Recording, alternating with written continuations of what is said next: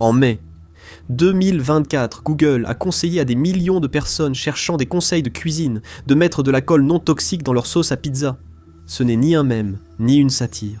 Une véritable réponse générée par l'IA, présentée comme un fait absolu. Cela peut sembler être un simple bug amusant. Ce n'est pas le cas. C'est bien pire. C'est le symptôme fatal d'un Internet mort. En ce moment, près de 50% du trafic web provient de robots. Google est discrètement passé d'un moteur de recherche à une chambre d'écho en circuit fermé, où l'IA s'entraîne sur l'IA. L'Internet de votre enfance a disparu. Vous n'êtes plus consommateur, mais donné d'entraînement. C'est pourquoi il faut cesser d'utiliser Google dès maintenant. La question sur la pizza avait commencé comme quelque chose d'innocent. Pourquoi mon fromage glisse-t-il toujours de ma pizza? Et il n'a pas fallu longtemps à Internet pour en trouver la source. Elle avait été extraite d'un post troll sur Reddit, vieux de 11 ans, qui s'était retrouvé en tête des résultats de Google. Et ensuite, les vannes se sont ouvertes. Rapidement, des gens ont testé d'autres recherches pour trouver des bugs. L'une d'elles présentait un risque sanitaire. Quelqu'un a cherché sur Google combien de cailloux il fallait manger. A reçu une réponse affirmant que des géologues de l'UC Berkeley recommandèrent de manger au moins un petit caillou par jour. Elle citait le géologue Dr Joseph Granger, expliquant comment ajouter des petits cailloux à votre alimentation quotidienne. La source de cette information, un article de 2021 provenant du site satirique The Onion. Il était évident que l'algorithme de Google était loin d'être fiable. D'une part, il ne s'agit pas de résultats de recherche Google. Ceux-ci existent de toujours, mais il faut les chercher. Ils sont dissimulés sous un résumé que l'algorithme de Google, alimenté par l'IA, juge comme les réponses les plus pertinentes. Or, elles ne le sont souvent pas. Voici deux des résultats les plus étranges. Mais des utilisateurs ont signalé des réponses bizarres que l'algorithme a tirées des coins les plus insolites d'Internet. Beaucoup disent que cela rend Google bien plus difficile à utiliser, car l'IA ne se trompe pas seulement, elle hallucine. L'arrivée de l'IA au début des années 2020 a poussé les entreprises à automatiser, mais cela s'est retourné contre elles. Un rapport de 2024 a montré que plus de 50% du trafic sur Internet est désormais constitué d'IA et de bots automatisés, qui génèrent, extraient et interagissent avec le contenu à grande échelle. Pour chaque vraie personne en ligne, une machine voit la même chose, non pour comprendre, mais pour manipuler. Cela crée un paradoxe. Google et d'autres plateformes filtrent le contenu web pour offrir des résultats de recherche pertinents. Mais maintenant, ce contenu est fortement conçu par des bots, qui est ensuite analysé par des bots, puis filtré avant d'être présenté aux humains. Mais ce qui est effrayant, c'est que ce n'est pas un accident. Google a tout lancé en mars 2024 sans que personne ne s'en aperçoive. Comme les grands sites technologiques, Google met régulièrement à jour logiciels et matériel pour améliorer l'expérience utilisateur. Mais personne n'était préparé à l'ampleur de celle de mars 2024. Google promettait une expérience améliorée, reléguant au second plan les contenus de faible qualité et facilitant la recherche. Le changement d'algorithme visait principalement les domaines expirés, les pages générées en masse, et les sites tiers servant à booster le classement d'autres sites. Ce sont des tactiques que les spammers utilisaient pour manipuler Google depuis des années. Cette mesure visait à nettoyer un Internet déjà construit autour de l'algorithme. Cela ne s'est pas passé comme prévu. Du jour au lendemain, les tactiques utilisées par les sites pour se promouvoir sont devenues non seulement inutiles, mais aussi nuisibles. Des années de bons classements perdus en une seconde, obligeant les sites à tout recommencer. Beaucoup utilisaient des méthodes que Google dépriorisait, tandis que d'autres disaient que leur promotion via le référencement naturel les faisait injustement passer pour des spammers. Dans l'ensemble, l'impact a été dévastateur. Des études suivant des sites de niche indépendants ont révélé que plus de 80% d'entre eux avaient perdu leur trafic entre décembre 2023 et août 2024. Cela a frappé des sites d'avis testés par des humains comme Housefresh de plein fouet, qui a déclaré avoir perdu 91% de son trafic provenant de Google. Pour beaucoup de petits sites, c'était comme si Walmart installait un grand panneau publicitaire devant le magasin de bricolage local. Le magasin d'origine existe encore, mais personne ne le trouvera. Pourtant, cette décision n'a pas permis à Google d'atteindre son but. Les humains pensent vite, mais les ordinateurs encore plus. À l'arrivée de la mise à jour, les grandes agences de marketing utilisaient déjà le SEO parasite. La plupart des sites ayant perdu leur audience après la mise à jour de Google étaient de petits sites indépendants, avec une autorité de domaine acquise au fil des ans. En revanche, le SEO parasite s'appuie sur des plateformes de confiance comme Medium, LinkedIn et Reddit pour obtenir un meilleur classement sans réellement fournir d'efforts. Google ne distingue pas toujours le bon du mauvais contenu. Seul le classement importe, poussant les entreprises à inonder ces plateformes de contenu. Si vous pensez que cela rapportait beaucoup aux rédacteurs, détrompez-vous. C'est un des premiers domaines investis par l'écriture générée par l'IA. Les grandes entreprises ont commencé à spammer les sites avec des textes standardisés qui pouvaient être générés en quelques minutes. Il n'était pas nécessaire qu'ils soient bons, il n'était pas nécessaire qu'ils soient originaux. Il suffisait qu'ils soient publiés au bon endroit. Les bots gagnaient sur plusieurs fronts. L'un des principaux problèmes des sites web aujourd'hui est le détournement du trafic de recherche. Les réseaux de bots ciblent les noms de domaines expirés qu'ils considèrent comme ayant une grande valeur et une grande autorité. Ils prennent le contrôle et y injectent autant d'articles générés par l'IA que possible, propulsant ainsi le site dans les classements. Ces domaines sont souvent créés autour du rival principal de l'acheteur, avec de légères variantes de son nom, puis remplis de contenu favorable à la concurrence. Cela peut ne pas sembler éthique, et beaucoup se demandent même si c'est légal, mais ça fonctionne. Et nous avons les preuves venant du gars qui l'a fait le mieux. En 2023, le contenu généré par l'IA en était encore à ses débuts, mais les experts en SEO faisaient partie des premiers à l'adopter. L'un d'eux, Jake Ward, voulait voir jusqu'où il pouvait aller. Les résultats étaient stupéfiants. Il a utilisé l'IA pour exporter le plan du site d'un concurrent. Puis il a transformé chacune de leurs URL en titres d'articles distincts. Il a mis l'IA au travail, rédigeant 1800 articles à partir de chacun de ces titres. Puis il les a mis en ligne. C'est une vieille tactique qui demandait habituellement beaucoup de collecte manuelle de données. Mais maintenant, c'est instantané et plus efficace que jamais. Le public n'a pas découvert ce détournement de domaine à la suite d'un procès intenté par un concurrent. Ils l'ont appris grâce à Ward, qui s'en est vanté fièrement sur X. Il a même donné aux autres utilisateurs un plan pour exploiter des domaines vides et les transformer en atouts. En l'espace de 18 mois, Ward a réussi à détourner 3,6 millions de visites issues de recherches organiques à son concurrent.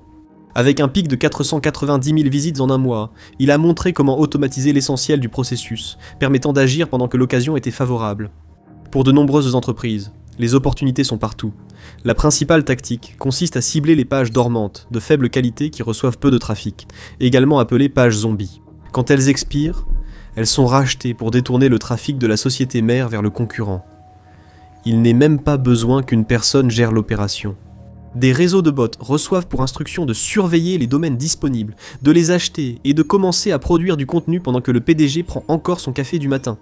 De plus en plus de sites web sont envahis par du contenu IA, poussant beaucoup à se demander s'il reste quelqu'un derrière. Ce problème semble pourtant facile à résoudre. La majorité des contenus IA actuels comportent encore de nombreuses erreurs, faciles à repérer. Malgré cela, Google n'a pas pris de mesures à la hauteur de sa purge de mars 2024 pour réparer les dégâts causés. Ce n'est pas non plus par manque de ressources.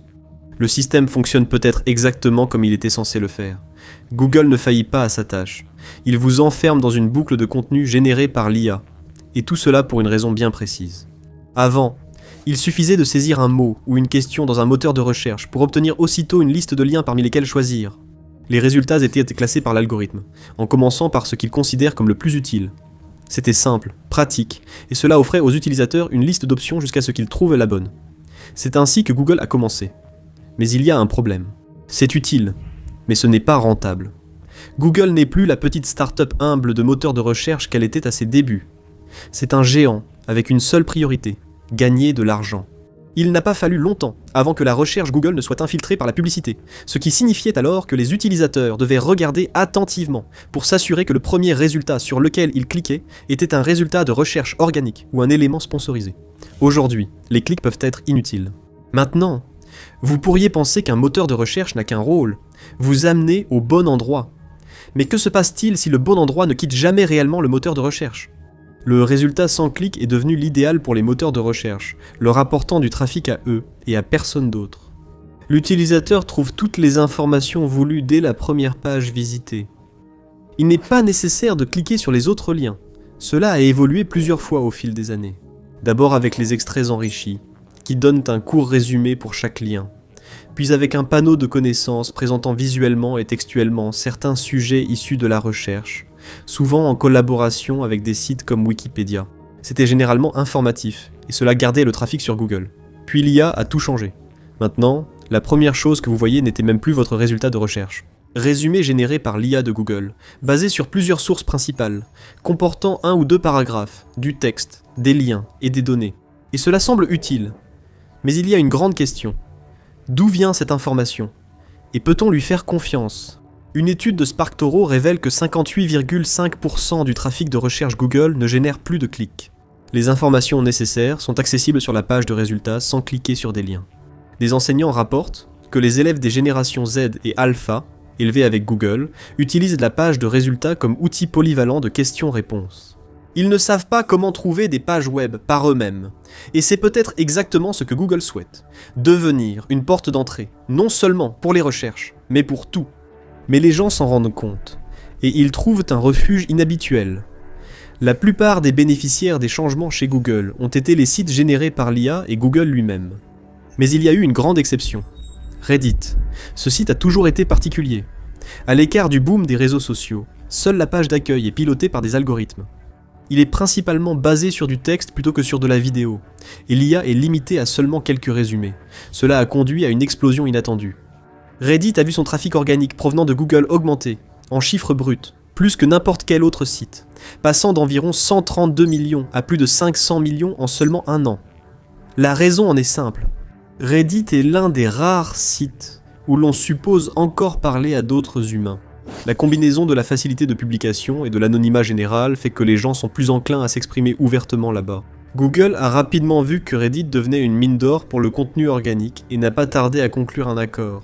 En février 2024, Google a offert 60 millions de dollars pour les données de Reddit. Google peut ainsi utiliser les publications Reddit pour entraîner ses modèles d'IA et influencer les résultats de recherche. Cela a sûrement coûté cher, prouvant la valeur grandissante de Reddit. La même année, Reddit a affiché son premier bénéfice trimestriel en tant que société cotée, principalement en raison d'une hausse du trafic de recherche, mais cela pourrait être une arme à double tranchant. Les utilisateurs de Reddit ont noté une hausse d'histoires répétitives, abordant les mêmes conflits et avec un style similaire. Les utilisateurs dénoncent et votent négativement les histoires soupçonnées d'être générées par l'IA, mais cela reste une bataille difficile. Les données de Reddit ont désormais de la valeur, ce qui signifie que les mêmes réseaux de bots, qui en faisaient un endroit pratique pour effectuer des recherches, le considèrent maintenant comme un lieu facile à exploiter. Google espère régler ces problèmes grâce aux données de Reddit, mais Internet est peut-être déjà trop dégradé pour ça. Que les utilisateurs le veuillent ou non, Google a récemment subi un retour de bâton concernant la présence de l'IA non seulement sur le moteur de recherche, mais aussi dans les serveurs de messagerie. Les utilisateurs reçoivent des résumés IA de leurs emails, et voient le système suggérer les prochaines phrases lors de la rédaction. Beaucoup ont signalé que l'option pour désactiver ces fonctionnalités est difficile à trouver et à utiliser, ce qui pourrait poser un problème plus grave. Les sceptiques de l'IA alertent depuis longtemps sur une crise possible appelée effondrement du modèle. Ce phénomène survient lors de l'entraînement de l'IA, lorsque l'apprentissage automatique s'entraîne sur ses propres données. Parce qu'il traite tellement de données, il absorbe de grandes quantités d'informations synthétiques non triées. Ces entrées erronées apparaissent dans les résultats de recherche, et les erreurs s'accumulent dans le système. Au premier stade de l'effondrement des modèles, les données minoritaires, qui ne correspondent pas à la majorité, sont filtrées, ce qui complique l'accès à des informations spécifiques. C'est le début de la fin. L'effondrement des modèles à un stade avancé survient quand un grand modèle de langage perd en utilité et répète des informations erronées. Il devient plus difficile à corriger et ses performances se dégradent. Certains chercheurs le comparent à la consanguinité, où un défaut génétique est transmis encore et encore, ce qui aboutit à une version plus prononcée, et souvent nuisible du trait. En termes plus simples, l'IA commence à se nourrir de ses propres pires données, et elle se détériore lentement, et Google pourrait en être l'épicentre. Google n'est pas seulement le plus grand moteur de recherche au monde. Son seul véritable concurrent, c'est lui-même. Google détient environ 90% du trafic mondial des moteurs de recherche. Son seul véritable concurrent en volume de requêtes est YouTube, qui appartient également à Google. Amazon et Yahoo dépassent 1% du trafic total. L'énorme volume de requêtes que Google traite chaque jour signifie qu'il gère des quantités de données avec lesquelles personne d'autre ne peut rivaliser. Et ces données sont de plus en plus composées de contenus générés par l'IA. Les erreurs qui ont provoqué les réponses étranges sur la colle et les cailloux en 2024 n'ont pas été résolues. Elles ne font qu'empirer. Et cela pourrait nous mener vers une singularité terrifiante. Avec l'augmentation quotidienne des contenus générés par l'IA, il devient plus difficile pour les créations humaines de se démarquer. Les sites authentiques descendent de plus en plus bas dans la page. Le contenu généré par l'IA devient plus visible et les erreurs sont amplifiées jusqu'à ce que les principaux résultats des moteurs de recherche ne soient plus que du contenu synthétique conçu pour se promouvoir lui-même. L'IA s'entraîne désormais sur d'autres IA, et les utilisateurs ne trouvent plus ce qu'ils cherchent sur Google, mais ce que Google veut leur montrer. Et dans ce cas, que devient le savoir humain ? Europol, l'agence européenne de coopération policière, a tiré la sonnette d'alarme, lançant un avertissement de la dernière chance. Ils disent qu'environ 90% du contenu en ligne pourrait être généré par l'IA d'ici la fin de 2026. Cela peut sembler alarmiste et ridicule, mais il y a une avalanche de contenu généré par l'IA sur pratiquement tous les réseaux sociaux, souvent conçus pour enflammer ou provoquer des disputes.